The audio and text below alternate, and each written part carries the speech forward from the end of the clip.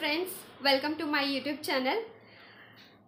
IAS ಗೆ English compulsory ಬೇಕೇನಾ and IAS officer ಆಗಬೇಕಂದ್ರೆ ಯಾವ ಲೆವೆಲ್ದೊಂದು ಇಂಗ್ಲೀಷ್ ಇರಬೇಕಾಗ್ತದ ಆ್ಯಂಡ್ ಈಗ ನಾನು IAS ಕ್ಲಿಯರ್ ಆದಮೇಲೆ ಟ್ರೈನಿಂಗ್ ಸೆಂಟರ್ ಲಿಪ್ಸಾನ ಆಗಿರ್ಬೋದು, ಅಲ್ಲಿ ನನ್ನ IAS ಕಲೀಗ್ಸ್ ಜೊತೆ ಟಾಪರ್ಸ್ ಜೊತೆ ಎಲ್ಲರ ಜೊತೆ ನಾ ಯಾವ ಥರ ಇಂಟ್ರ್ಯಾಕ್ಟ್ ಮಾಡಲಿ, ನನ್ನ ಇಂಗ್ಲೀಷ್ ವೀಕ್ ಅದ ಸೊ ದಟ್ ನಾ ಹೆಂಗೆ ಅವ್ರೆಲ್ಲರ ಜೊತೆ ಇಂಟ್ರ್ಯಾಕ್ಟ್ ಮಾಡಲಿ ಆ್ಯಂಡ್ ಯಾವಾಗ ನನ್ನ ಒಂದು ಸ್ಟೇಜ್ ಮೇಲೆ ಕರೆದಾಗ ನಾ ಸ್ಪೀಚ್ ಯಾವ ಥರ ಇಂಗ್ಲೀಷ್ ಒಳಗೆ ಕೊಡಲಿ, ಯಾವ ಥರ ನನ್ನ ಒಂದು ಇಂಗ್ಲೀಷ್ನ ಇಂಪ್ರೂವ್ ಮಾಡ್ಕೊಳ್ಳಿ ಅನ್ನೋ ಈ ಒಂದಷ್ಟು ಕ್ವೆಶನ್ನ ಆಲ್ಮೋಸ್ಟ್ ಆಸ್ಪಿರೆನ್ಸ್ ಮೈಂಡ್ ಒಳಗೆ ಇದ್ದ ಇರ್ತದ.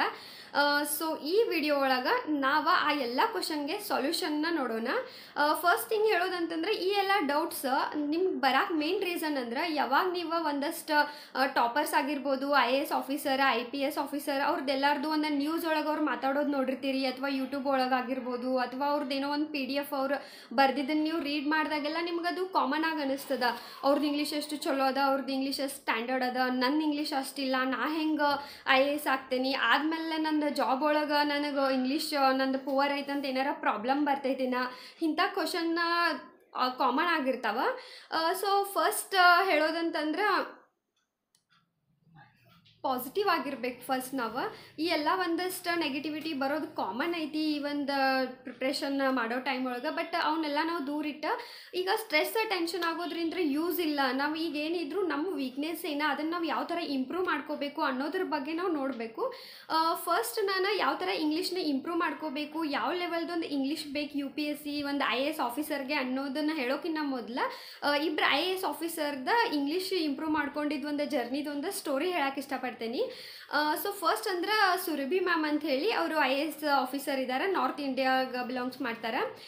ಫಸ್ಟ್ ಅವ್ರದ್ದು ಇಂಗ್ಲೀಷ್ ಅವ್ರದ್ದು ವೀಕ್ ಇತ್ತ, ಈವನ್ ಅವರು ವಿಲೇಜ್ ಬ್ಯಾಕ್ಗ್ರೌಂಡಿಂದ ಬಂದವ್ರು. ಅವ್ರು ಯಾವಾಗ ಇಂಗ್ಲೀಷ್ನ ನಾನು ಲರ್ನ್ ಮಾಡ್ತೀನಿ, ಇಂಗ್ಲೀಷ್ನ ಕಲಿಯಬೇಕು ಆ್ಯಂಡ್ ಕಲಿತೀನಿ ಅಂತ ಡಿಸೈಡ್ ಮಾಡ್ತಾರಲ್ಲ, ಅವ್ರಿಗೂ ಆ ಒಂದು ಜರ್ನಿ ಭಾಳ ಕಠಿಣನ ಇತ್ತು. ಅವ್ರು ಎವ್ರಿ ಡೇ ಕಂಪಲ್ಸರಿ ಅದ್ರ ಮೇಲೆ ಪ್ರಾಕ್ಟೀಸ್ ಮಾಡೋಕ್ಕೆ ಸ್ಟಾರ್ಟ್ ಮಾಡಿದ್ರು. ಆ್ಯಂಡ್ ಈಗ ನಮಗೆಲ್ಲ ಕನಸೆಲ್ಲ ಕನ್ನಡ ಲ್ಯಾಂಗ್ವೇಜ್ ಒಳಗೆ ಆ್ಯಂಡ್ ಅವ್ರವ್ರ ಮದರ್ ಟಂಗ್ ಒಳಗೆ ನಮಗೆ ಕನಸು ಬೀಳ್ತಾವೆ. ಕನಸೋಗಿ ಏನೇನು ಮಾತಾಡಿದ್ದು ಕೇಳಿಸ್ತಾವಲ್ಲ ಅದೆಲ್ಲ ನಮಗೆ ಕನ್ನಡ ಒಳಗೆ ಕೇಳಿಸ್ತದ.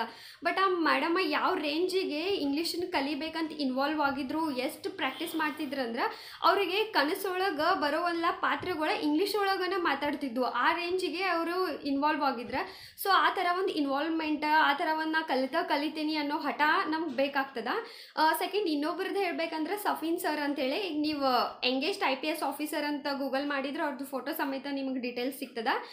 ಅವ್ರು ಆ್ಯಕ್ಚುಲಿ ಎಕ್ಸಾಮ್ ಬರ್ದಿದ್ದ ಗುಜರಾತಿ ಮೀಡಿಯಮ್ ಒಳಗೆ. ಬಟ್ ಸ್ಟಿಲ್ IAS ಆಫೀಸರ್ ಆಗಬೇಕಂದ್ರೆ ಒಂದು ಬೇಸಿಕ್ ಲ್ಯಾಂಗ್ವೇಜ್ ಆದರೂ ಬೇಕಾಗ್ತದ. ಆ್ಯಂಡ್ ನಿಮಗೆ ಗೊತ್ತಿರ್ಬೋದು ಒಂದಷ್ಟು ನೋಟ್ಸ್ ನಮಗೆ ಬೇರೆ ಬೇರೆ ಲ್ಯಾಂಗ್ವೇಜ್ ಒಳಗೆ ಅವೈಲೇಬಲ್ ಇಲ್ಲ. ಈಗ ಇಂಟರ್ನಲ್ ಸೆಕ್ಯೂರಿಟಿದ ನೋಡ್ಬೇಕಂದ್ರೆ ಕನ್ನಡ ಒಳಗೆ ಅದ್ರ ರಿಲೇಟೆಡ್ ಯಾವುದೂ ಬುಕ್ ಇಲ್ಲ. ಬಟ್ ಅಂಥ ಒಂದಷ್ಟು ಟಾಪಿಕ್ಸ್ನ ಇಂಗ್ಲೀಷ್ ಒಳಗೆ ಓದಿ ಅರ್ಥ ಮಾಡ್ಕೊಂಡೆ ನಾವು ಕನ್ನಡ ಒಳಗೆ ಟ್ರಾನ್ಸ್ಲೇಟ್ ಮಾಡ್ಕೋಬೇಕಾಗ್ತದ. ಸೊ ದಟ್ ಇಂಗ್ಲೀಷನ್ನು ಬೇಕಾಗ್ತದ.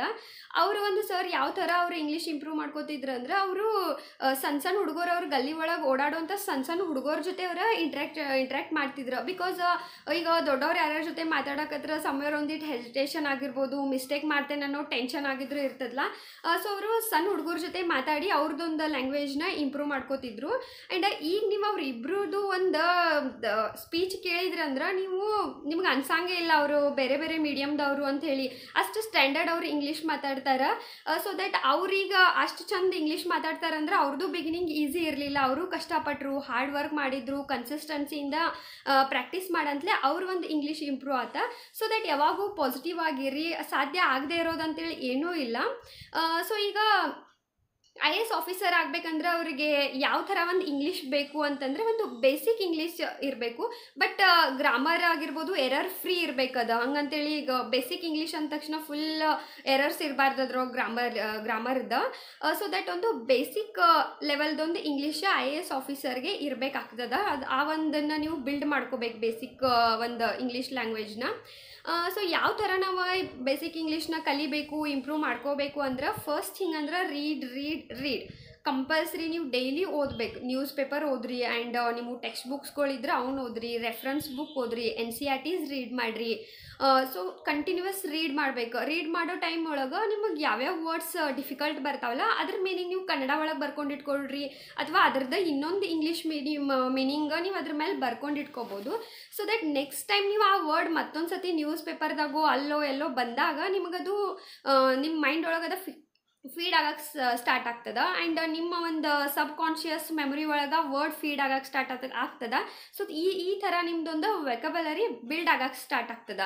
ಆ್ಯಂಡ್ ಸೆಕೆಂಡ್ ಥಿಂಗ್ ಅಂದ್ರೆ ಪ್ರಾಕ್ಟೀಸ್. ನೀವು ಏನು ರೀಡ್ ಮಾಡ್ತಿರಲ್ಲ ಅದನ್ನು ನೀವು ಪ್ರಾಕ್ಟೀಸ್ ಮಾಡಬೇಕಾಗ್ತದ. ನೀವು ಯಾರ್ದಾರ ಜೊತೆ ಮಾತಾಡ್ರಿ, ಸಣ್ಣ ಹುಡುಗರ ಜೊತೆ ನೀವು ಅದನ್ನು ಲ್ಯಾಂಗ್ವೇಜ್ ಮಾತಾಡ್ರಿ, ಅಥವಾ ಏನಾರ ಬರ್ಯಾಕೆ ಸ್ಟಾರ್ಟ್ ಮಾಡಿರಿ. ಒಂದು ಎಸ್ಸೆ ಆಗಿರ್ಬೋದು, ಒಂದು ಕ್ವಶನ್ ನೀವು ತೊಗೊಳ್ರಿ, ಅದ್ರ ರಿಲೇಟೆಡ್ ಆನ್ಸರ್ನ ಇಂಗ್ಲೀಷ್ ಒಳಗೆ ಬರ್ಯಾಕೆ ಟ್ರೈ ಮಾಡಿರಿ. ಈ ಥರ ನೀವು ಮಾಡ್ಬೋದು. ಆ್ಯಂಡ್ ಥರ್ಡ್ ಹೇಳೋದಂದ್ರೆ ವಿಡಿಯೋಸ್ ನೋಡೋಕೆ ಸ್ಟಾರ್ಟ್ ಮಾಡಿರಿ ಇಂಗ್ಲೀಷ್ ಒಳಗೆ, ಅಥವಾ ಮೂವೀಸ್ ನೋಡೋಕೆ ಸ್ಟಾರ್ಟ್ ಮಾಡಿರಿ, ಏನಾದ್ರು ಸೀರೀಸ್ ನೋಡೋಕೆ ಸ್ಟಾರ್ಟ್ ಮಾಡಿರಿ, ಇಲ್ಲ ಇಂಗ್ಲೀಷ್ ಒಳಗೆ ಸಬ್ ಟೈಟಲ್ ಬರುವಂಥ ಏನಾರ ಒಂದಷ್ಟು ನಿಮಗೆ ಏನು ಇಷ್ಟ ಅಲ್ಲ ಅದನ್ನು ನೋಡೋಕೆ ಸ್ಟಾರ್ಟ್ ಮಾಡಿರಿ. ಆವಾಗ ನಿಮ್ಗೆ ಗೊತ್ತಿಲ್ಲದಂಗೆ ನಿಮ್ಮ ಒಂದು ಲ್ಯಾಂಗ್ವೇಜ್ ಇಂಪ್ರೂವ್ ಆಕೋಂತ ಹೋಗ್ತಿರ್ತದ. ಈಗ ಫಾರ್ ಎಕ್ಸಾಂಪಲ್ ನೀವು ಯಾವ್ದಾರ ಸೆಲೆಬ್ರಿಟೀಸ್ನ ನೋಡ್ರಿ, ಅಥವಾ ನಿಮ್ಮೊಂದು ಫೇವ್ರೆಟ್ ಆ್ಯಕ್ಟರ್ಸ್ನ ನೋಡ್ರಿ. ಬಿಗಿನಿಂಗ್ ಇದ್ದಾಗ ಅವ್ರ ಒಂದು ಇಂಟ್ರಾಕ್ಷನ್ ನೋಡ್ರಿ, ಅವ್ರಿಗೆ ಇಂಗ್ಲೀಷ್ ಬರ್ತಿತ್ತೋ ಇಲ್ಲೋ, ಬಟ್ ಹೆಂಗೆ ಅವ್ರು ಫೇಮಸ್ ಹಾಕೊಂತ ಹೋಗ್ತಾರೆ, ಅವ್ರದ್ದೆಲ್ಲ ಇಂಗ್ಲೀಷ್ ಇಂಪ್ರೂವ್ ಆಗ್ತದ. ಹೆಂಗೆ ಅಂದ್ರೆ ಅವ್ರು ಕಲಿತಾರು, ಟೈಮ್ ಹಾಕ್ತಾರು, ಎಫರ್ಟ್ ಹಾಕ್ತಾರು. ಸೊ ಯಾರಿಗೇ ಆಗಲಿ ಇನ್ನೊಬ್ಬರು ತಂದು ಸ್ಪೂನ್ ಫೀಡ್ ಮಾಡೋಕ್ಕಾಗಂಗಿಲ್ಲ. ಯಾರೇ ಆಗಲಿ ನಮ್ಗೆ ಬಾಯಿ ಒಳಗಿನವರೆಗೂ ಒಂದು ತುತ್ತನ್ನ ಹಾಕ್ಬೋದು ಹೊರತು ರಿಮೈನಿಂಗ್ ಅದನ್ನು ಕಚ್ಚೋದಾಗಿರ್ಬೋದು, ನುಂಗೋದು ಅದನ್ನು ನಾವೇ ಮಾಡಬೇಕಾಗ್ತದ. ಸೊ ದಟ್ ಇದನ್ನು ಮೈಂಡ್ ಒಳಗೆ ಇಟ್ಕೊಳ್ರಿ. ಯಾವುದೂ ಕಷ್ಟ ಕಠಿಣಲ್ಲ. ಸೊ ಇದು ಇಂಗ್ಲೀಷ್ ಐತಲ್ಲ, ಇದು ಬರಬೇಕಾಗ್ತದ. ನೀವು ಹೈಫೈ ಸ್ಟ್ಯಾಂಡರ್ಡ್ ಇಂಗ್ಲೀಷ್ ನಿಮಗೆ ಬೇಕಾಗಿಲ್ಲ, ಜಸ್ಟ್ ಒಂದು ಬೇಸಿಕ್ ಲ್ಯಾಂಗ್ವೇಜ್ ಬರಬೇಕಾಗ್ತದ.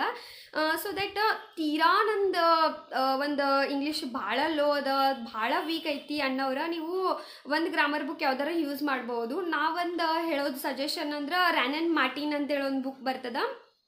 ಆ ಬುಕ್ನ ನೀವು ರೀಡ್ ಮಾಡಿ ಅದ್ರೊಳಗೆ ಜಸ್ಟ್ ವರ್ಬ್ ಆಗಿರ್ಬೋದು, ನೌನ್, ಆಡ್ಜೆಕ್ಟಿವ್, ಈಗ ಬ್ಯೂಟಿಫುಲ್ ಇದ್ದಿದ್ದು ಬ್ಯೂಟಿಫೈಡ್ ಯಾವಾಗ ಆಗ್ತದ, ಇಂಥ ಒಂದಷ್ಟು ಟೆನ್ಸಸ್ ಆಗಿರ್ಬೋದು, ಇಂಥ ಒಂದಷ್ಟು ಬೇಸಿಕ್ ಗ್ರಾಮರ್ ಪೋರ್ಷನ್ನ ನೀವು ಆ ಒಂದು ಬುಕ್ಕಿಂದ ಕ್ಲಿಯರ್ ಮಾಡ್ಕೋಬೋದು. ಬೇರೆ ಬುಕ್ನು ನೀವು ರೆಫರ್ ಮಾಡ್ಕೋಬೋದು, ಅದು ಟೋಟಲಿ ನಿಮ್ಮ ಮೇಲೆ ಡಿಪೆಂಡ್ ಅದ.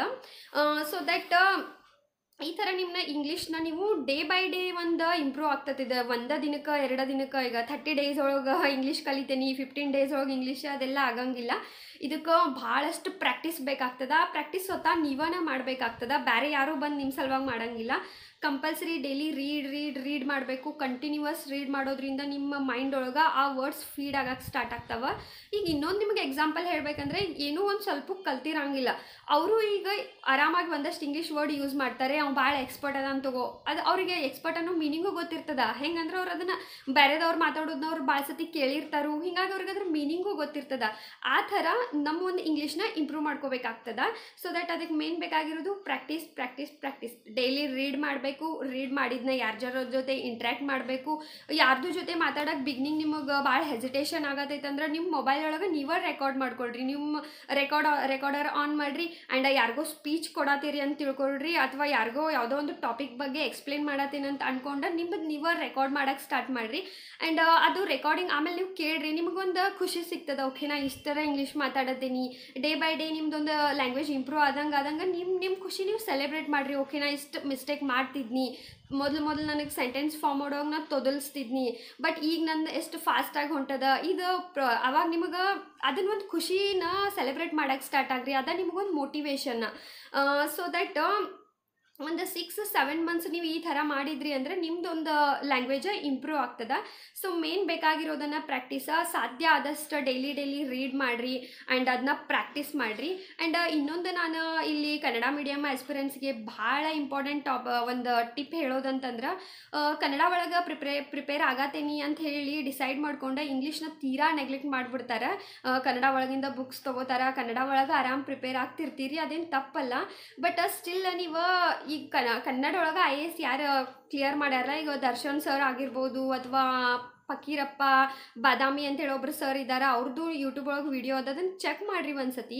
ಅವಾಗ ಅವ್ರು ನೀವು ಜಸ್ಟ್ ಕನ್ನಡ ಒಳಗೂ ಕ್ರ್ಯಾಕ್ ಮಾಡ್ಯಾರ, ಸೊ ನಾನು ಮಾಡ್ತೀನಿ ಅದಕ್ಕಿನ್ನೂ ಜಾಸ್ತಿ ಅವ್ರು ಏನು ಸ್ಟ್ರಾಟಜಿ ಯೂಸ್ ಮಾಡ್ಕೊಂಡಾರು, ಯಾವ ಥರ ಅವ್ರು ಸ್ಟಡಿ ಮಾಡ್ಯಾರು ಅನ್ನೋದನ್ನ ನೀವು ನೋಡಬೇಕಾಗ್ತದ. ಈಗ ಅವ್ರು ಟಾಪರ್ಸ್ ಅವರು ಏನೇನು ಹೇಳ್ಯಾರ ಅಂತಂದ್ರೆ, ಅವ್ರು ಫಕೀರೇಶ್ ಬಾದಾಮಿ ಸರ್ ಅವ್ರು ಏನು ಹೇಳ್ಯಾರಂದ್ರೆ, ಇಂಗ್ಲೀಷ್ ಒಳಗನ ಅವ್ರು ಬುಕ್ಸ್ ಎಲ್ಲ ರೀಡ್ ಮಾಡ್ತಿದ್ರಂತ, ಅದನ್ನು ಕನ್ನಡ ಒಳಗೆ ಟ್ರಾನ್ಸ್ಲೇಟ್ ಮಾಡ್ಕೊಂಡು ಅವರು ಎಕ್ಸಾಮ್ ಬರೀತಿದ್ರಂತ. ಸೊ ದಟ್ ಅವ್ರು ಕನ್ನಡ ಮೀಡಿಯಮ್ ಬುಕ್ನ ರೆಫರ್ ಮಾಡಿಲ್ಲ. ಆಲ್ಮೋಸ್ಟ್ ಅವರ ಬುಕ್ ಎಲ್ಲ ಇಂಗ್ಲೀಷ್ ಒಳಗೆ ಇರ್ತಿದ್ವು. ಅದನ್ನು ಅರ್ಥ ಮಾಡ್ಕೊಂಡು ಅವರು ಕನ್ನಡ ಒಳಗೆ ಬರೀತಿದ್ರು. ಇದ್ರ ಅರ್ಥ ಏನಂದ್ರೆ ಬುಕ್ ಲಿಸ್ಟ್ ಆಗಿರ್ಬೋದು, ಒಂದಷ್ಟು ಸೋರ್ಸಸ್ ಎಲ್ಲೋ ಕಡಿಮೆ ಸಿಕ್ಕರೂ ಆ್ಯಂಡ್ ಸ್ಟ್ಯಾಂಡರ್ಡ್ ಬುಕ್ಸ್ ಇಂಗ್ಲೀಷ್ ಒಳಗೆ ಇರೋದ್ರಿಂದ ಅದ್ರ ಒಂದು ಕೊರತೆ ಅವ್ರಿಗೆ ಆಗಬಾರ್ದಂತ ಅವ್ರು ಆ ಒಂದು ಸ್ಟ್ರಾಟಜಿ ಫಾಲೋ ಮಾಡಿದ್ರು.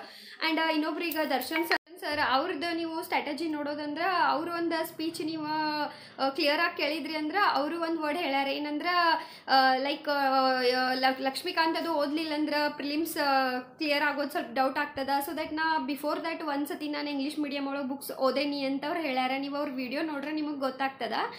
ಸೊ ದಟ್ ಅವರು ಕನ್ನಡ ಮೀಡಿಯಮ್ ಒಳಗೆ ಎಕ್ಸಾಮ್ ಕ್ರ್ಯಾಕ್ ಮಾಡ್ಯಾರಂದ್ರೆ ಅವ್ರನ್ನ ಒಂದು ಮೋಟಿವೇಶನ್ ಆಗಿ ತೊಗೊಳ್ರಿ. ಅವ್ರು ಏನೇನು ಸ್ಟ್ರಾಟಜಿನ ಅಪ್ಲೈ ಮಾಡ್ಕೊಂಡ್ರು. ಸೊ ದಟ್ ಅಲ್ಲಿ ನಿಮಗೆ ಗೊತ್ತಾಗ್ತದೆ ಇಂಗ್ಲೀಷ್ ಅನ್ನೋದು ಎಷ್ಟು ಒಂದು ಇಂಪಾರ್ಟೆಂಟ್ ಅದ ಅಂಥೇಳಿ. ಒಬ್ಬರು ಇಂಗ್ಲೀಷ್ ಒಳಗಿಂದ ಟ್ರಾನ್ಸ್ಲೇಟ್ ಮಾಡ್ಕೊಂಡ್ರು, ಇನ್ನೊಬ್ಬರ ಪ್ರಿಲಿಮ್ಸ್ ಸಲುವಾಗಾದರೂ ನಾವು ಎಮ್ ಲಕ್ಷ್ಮೀಕಾಂತ್ನಾಗಿರ್ಬೋದು ಇನ್ನೊಂದಷ್ಟು ಬುಕ್ಸ್ ರೀಡ್ ಮಾಡಬೇಕಾಗ್ತದ ಅಂತ ಹೇಳಿದರು ಅಂತ. ಸೊ ದಟ್ ಒಂದಷ್ಟು ಮಟೀರಿಯಲ್ ಯಾವಾಗ ನಮಗೆ ಸಿಗಂಗಿಲ್ಲ, ಅವೈಲೇಬಲ್ ಇರಂಗಿಲ್ಲ ಅಂಥವ್ನು ಇಂಗ್ಲೀಷ್ ಒಳಗೆ ಅರ್ಥ ಮಾಡ್ಕೊಂಡು ಟ್ರಾನ್ಸ್ಲೇಟ್ ಮಾಡ್ಕೋಬೇಕಾಗ್ತದ. ಅದ್ರ ಸಲುವಾಗಿ ಬೇಸಿಕ್ ಇಂಗ್ಲೀಷ್ ಬೇಕಾಗ್ತದ. And as a IAS officer ನಿಮಗೆ ದೊಡ್ಡ IAS ಆಫೀಸರ್ ಆಗ್ತೀರಿ ಅಂದ್ರೆ ಒಂದೊಂದು ಸತಿ ಇಂಟ್ರ್ಯಾಕ್ಷನ್ ಮಾಡಬೇಕಾಗ್ತದ ಆ ಟೈಮ್ ಒಳಗೆ. ಆ್ಯಂಡ್ ಒಂದು ತಿಳ್ಕೊಡ್ರಿ, ಸ್ಟ್ಯಾಂಡರ್ಡ್ ಇಂಗ್ಲೀಷ್ ಹೈ ವೊಕ್ಯಾಬುಲರಿ ಇರುವಂಥ ಇಂಗ್ಲೀಷ್ ನಿಮಗೆ ಅವಶ್ಯಕತೆ ಇಲ್ಲ. ಜಸ್ಟ್ ಒಂದು ನಾರ್ಮಲ್ ಬೇಸಿಕ್ ಲ್ಯಾಂಗ್ವೇಜ್ ಬಂದ್ರೂ ಸಾಕು. ಸೊ ಮೋಟಿವೇಟ್ ಆಗೋದ್ಲೆ ಆರಾಮಾಗಿ ಪ್ರಾಕ್ಟೀಸ್ ಮಾಡ್ಕೊತ ಹೋಗ್ಬೇಕಾಗ್ತದ. ಆ್ಯಂಡ್ ಇನ್ನೊಂದು ಇಂಪಾರ್ಟೆಂಟ್ ಹೇಳೋದಂತಂದ್ರೆ ನೀವು ಪ್ರಿಲಿಮ್ಸ್ ಆಗಿರ್ಬೋದು, ಮೇನ್ಸ್ ಆಗಿರ್ಬೋದು, question paper English and Hindi ಒಳಗೆ ಇರ್ತದ. ಸೊ ದಟ್ ಇಂಗ್ಲೀಷ್ ಒಳಗೆ ಕ್ವಶನ್ ಅರ್ಥ ಮಾಡ್ಕೋಬೇಕಂದ್ರೂ ಒಂದು ನಾರ್ಮಲ್ ಇಂಗ್ಲೀಷ್ ಬೇಕಾಗ್ತದ. ಸೊ ದಟ್ ಇಂಗ್ಲೀಷದ ಒಂದು ಇಂಪಾರ್ಟೆನ್ಸ್ನ ಅರ್ಥ ಮಾಡ್ಕೊಡ್ರಿ. UPSC ಒಳಗೆ ನೀವು ಕನ್ನಡ ಒಳಗೆ ಎಕ್ಸಾಮ್ ಬರೀರಿ, ನಾನು ನಿಮಗೆ ಡಿಮೋಟಿವೇಟ್ ಮಾಡತ್ತಿಲ್ಲ. ಬಿಫೋರ್ ದ್ಯಾಟ್ ಇಂಗ್ಲೀಷದ ಅವಶ್ಯಕತೆ ಎಷ್ಟೈತಿ, ಎಲ್ಲೆಲ್ಲ ಐತಿ ಅದನ್ನೆಲ್ಲ ತಿಳ್ಕೊಬೇಕಾಗ್ತದ. ಜಸ್ಟ್ ಬ್ಲೈಂಡ್ ಆಗಿ ಕನ್ನಡ ಒಳಗೆ ಅಷ್ಟನ್ನ ಪ್ರಿಪೇರ್ ಹಾಕೊಂತ ಹೋದ್ರಿ ಅಂದರೆ, ಯಾಕಂದರೆ ಇದು 1-2 ವರ್ಷದ ಪ್ರಿಪ್ರೇಷನ್ ಇರ್ತದ. ಸಡನ್ನಾಗಿ ಹೋಗಲ್ಲಿ ಕ್ರ್ಯಾಕ್ ಆಗಲಿಲ್ಲ ಅಂದ್ರೆ ಅದು ಭಾಳ ಅಂದ್ರೆ ಹರ್ಟ್ ಆಗ್ತದ. ಬಿಕಾಸ್ ಟೈಮ್ ಹಾಕಿರ್ತೀರಿ, ಶ್ರಮ ಹಾಕಿರ್ತೀರಿ, ಫಿನಾನ್ಷಿಯಲಿ ಕೋಚಿಂಗ್ ಅದು ಇದು ಹೋಗಿದ್ರಂದ್ರೆ ಅದೆಲ್ಲ ಭಾಳಷ್ಟು ನಿಮ್ದು ಇನ್ವೆಸ್ಟ್ ಆಗಿರ್ತದ. ಸೊ ದಟ್ ಫಸ್ಟ್ ಅದನ್ನು ಸಿಲೆಬಸ್ ನೋಡ್ರಿ, ಕ್ವಶನ್ ಪೇಪರ್ ನೋಡ್ರಿ, ಎಲ್ಲ ನೋಡಿ ಡಿಸೈಡ್ ಮಾಡಿರಿ ಯಾವುದೊಂದು ಇಷ್ಟು ಬೇಸಿಕ್ ಇಂಗ್ಲೀಷ್ ಅಂತೂ UPSC ಡಿಮ್ಯಾಂಡ್ ಮಾಡೇ ಮಾಡ್ತದ. ನಿಮ್ಮದು ಪ್ರಿಪ್ರೇಷನ್ ಜೊತೆನ ಪ್ರಿಪೇರ್ ಆಗ್ರಿ. ನ್ಯೂಸ್ ಪೇಪರ್ ಓದೋದ್ರಿಂದ ನಿಮ್ಗೇನು ಎಕ್ಸ್ಟ್ರಾ ಓದತೀನಿ, ಎಕ್ಸ್ಟ್ರಾ ಟೈಮ್ ಕೊಡತೀನಿ ಅಂತಲ್ಲ. ಬಿಕಾಸ್ ನೀವು ಪ್ರಿಲಿಮ್ಸ್ ಅದು ಕ್ರ್ಯಾಕ್ ಮಾಡಬೇಕಂದ್ರೆ ನ್ಯೂಸ್ ಪೇಪರ್ ಬೇಕು. ಸೊ ದಟ್ ಅದರದ್ದು ಪ್ರಿಪ್ರೇಷನ್ ಪಾರ್ಟ್ ಆಗಿನ ಇದನ್ನು ನೀವು ಇಂಗ್ಲೀಷ್ನ ಇಂಪ್ರೂವ್ ಮಾಡ್ಕೊತ ಹೋಗ್ಬೋದು. 6-7 ಮಂತ್ಸ್ ಇದೊಂದು ಕಂಟಿನ್ಯೂ ಆಗಿ ನೀವು ಪ್ರಾಕ್ಟೀಸ್ ಕೊಟ್ರಿ ಅಂದ್ರೆ ಪಕ್ಕಾ ನಿಮ್ದು ಇಂಗ್ಲೀಷ್ ಇಂಪ್ರೂವ್ ಆಗ್ತದೆ. ಸೊ ಹೆಸಿಟೇಷನ್ ಆಗೋದಾಗಲಿ, ಡಿಮೋಟಿವೇಟ್ ಆಗೋದಾಗಲಿ ಮಾಡೋ ಒಂದು ಅವಶ್ಯಕತೆ ಇಲ್ಲ. ಆ್ಯಂಡ್ ನಿಮ್ಗೆ ಇದೇ ಥರ ಮತ್ತು ಏನಾರ ಟಾಪಿಕ್ ಬಗ್ಗೆ ಡೌಟ್ ಇದ್ದರೆ ನೀವು ನನಗೆ ಕಮೆಂಟ್ ಮಾಡಿ ಹೇಳ್ಬೋದು.